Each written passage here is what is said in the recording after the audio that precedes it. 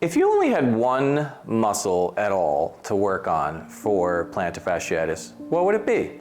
What do you think? Let us know in the comments below what your choice is. In the meantime, I've got an idea of what I think it should be, and we're going to talk about that. Let's get to it.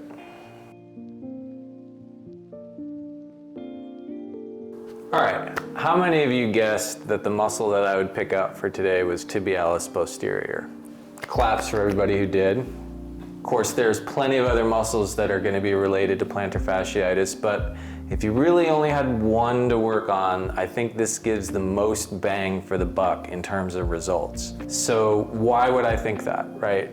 So tibialis posterior attaches to the back of the tibia, the interosseous membrane, and the fibula, runs all the way down behind the medial malleolus, and then attaches to the entire set of tarsals except the calcaneus in the middle of the foot. So you've got the attachment on the navicular, the cuboid, the cuneiforms, and even metatarsals 2 through 4.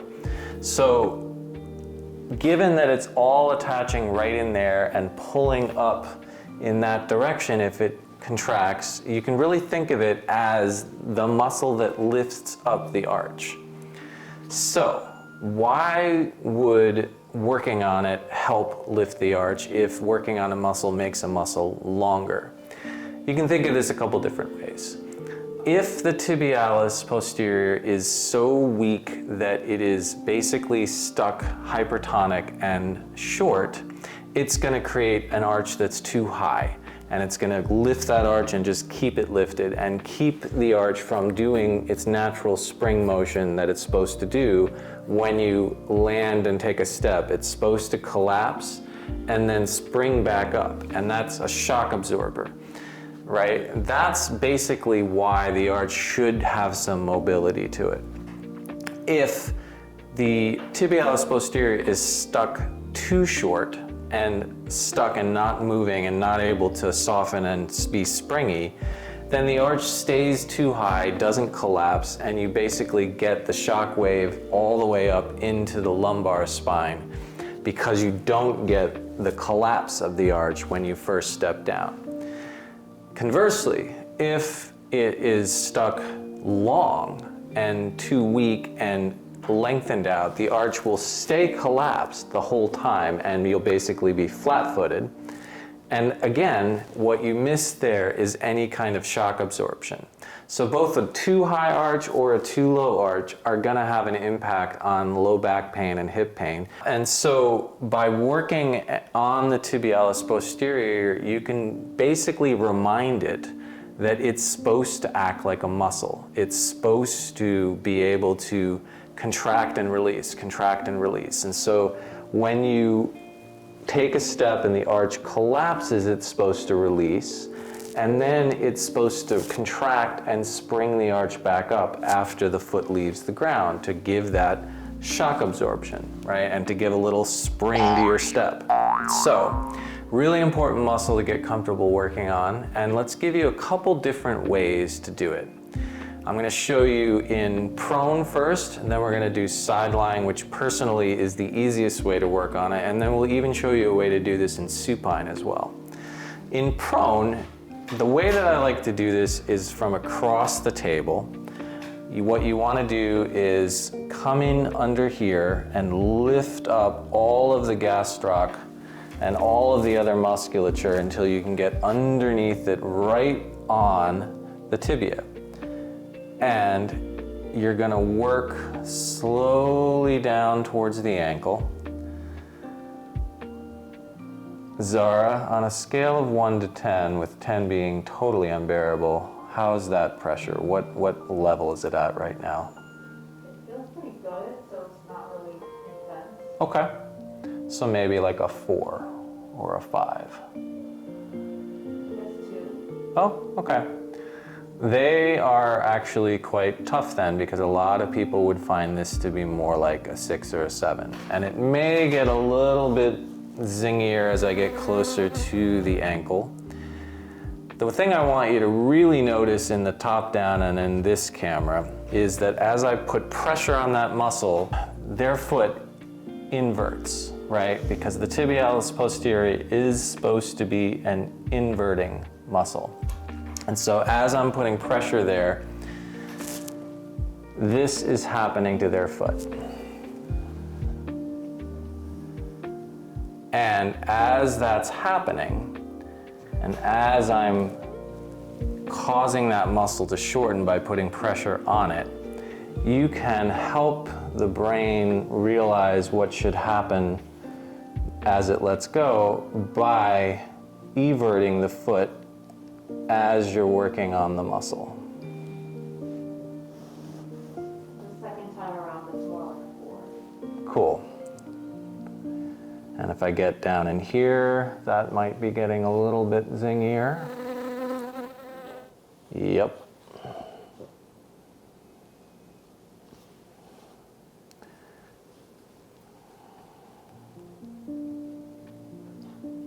Great. All right. So the prone version that I did is a little bit hard on the body mechanics. You're reaching across the table, you're having to turn circular, you're using a lot of shoulder.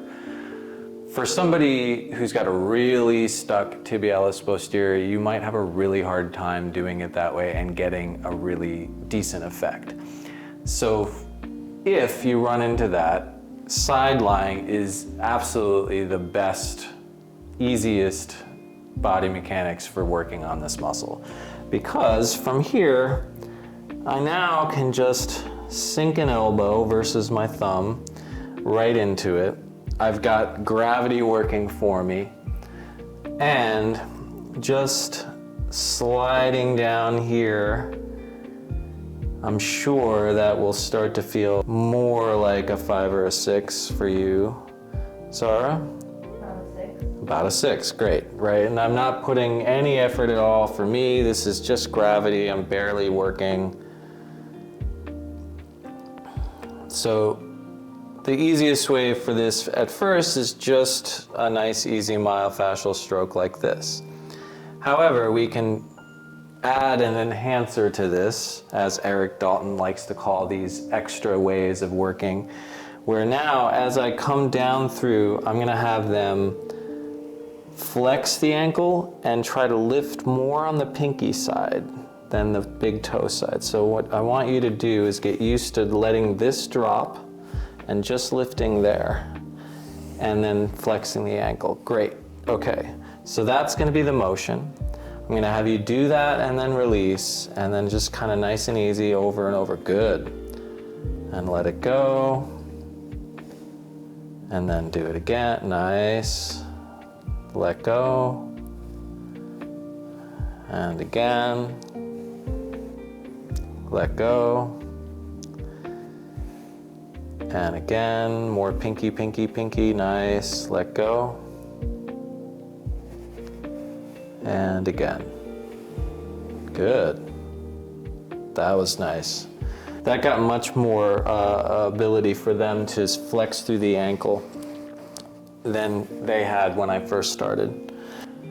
All right, so we showed prone and side lying. Here's a way to do tibialis posterior in supine. And I like to have as many ways to work on muscles as I can have, just because I might want to integrate this technique into other sessions and other focuses. And maybe I'm doing a session entirely in supine or entirely in side lying.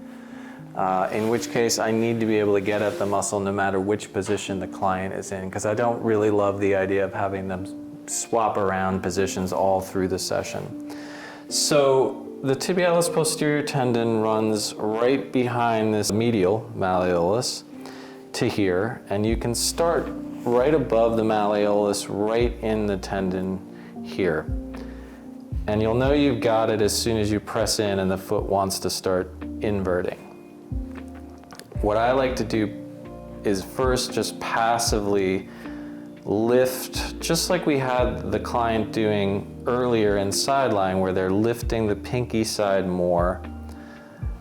And I'll just passively do that for the client as my thumb comes up, or I can use 2 fingers or 3 fingers here.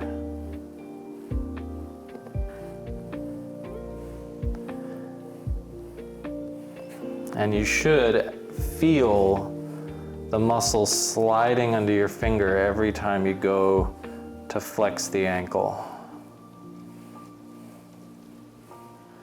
And you might find a very stuck portion of the muscle like what I just found under my fingers. And you can hang out there and just work through it.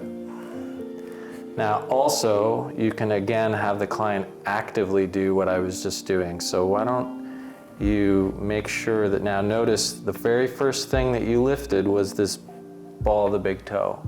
I want you to let that drop and only lift the whole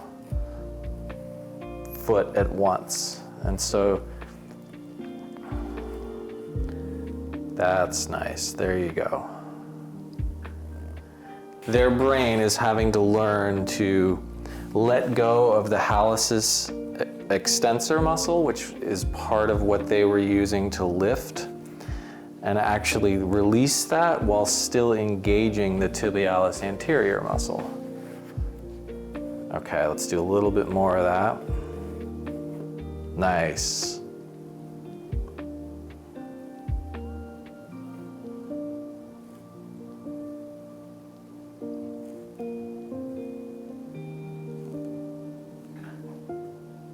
Great. So, we did a bunch of different techniques for releasing tibialis posterior on the table. I really like giving this homework to all of my plantar fasciitis clients for them to use at home, especially first thing in the morning. So the trick with plantar fasciitis is that the plantar fascia gets ripped up throughout the day and then heals with the toe pointed in the middle of the night. And then you go to take your first steps in the morning and every one of those little micro tears rips back open, and your first 20 minutes to 60 minutes of walking around is horrible. So if you can give your clients this technique to use on themselves right before they take their first steps, so literally you're lying in bed and you roll and sit on the edge of the bed before you get up and take a step, do this. You're gonna put your one ankle over the other knee into a figure 4. You're gonna take your elbow point and you're gonna find the tibia bone and come just behind it.